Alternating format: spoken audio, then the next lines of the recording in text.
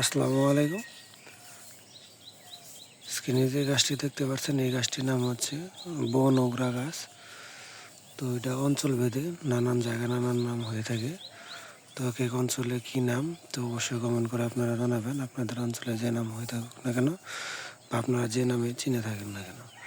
তো এই গাছের অনেক উপকারিতা রয়েছে, তার মধ্যে একটি উপকারিতা হচ্ছে যাদের হাত কপেলা মাথার বেশ বা সকালে ঘুম থেকে ওঠার পরে অনেক মাথা ব্যথা করে, মাথা যন্ত্রণায় ঠিকমতো তাকাতে পারেন না, সারাদিন কোনো কিছু দেখতে পারেন না, মাথা কিনকিন করে ব্যথা করে, তারা কীভাবে এই ব্যথা মাত্র 2 মিনিটের মধ্যে ভালো করবে।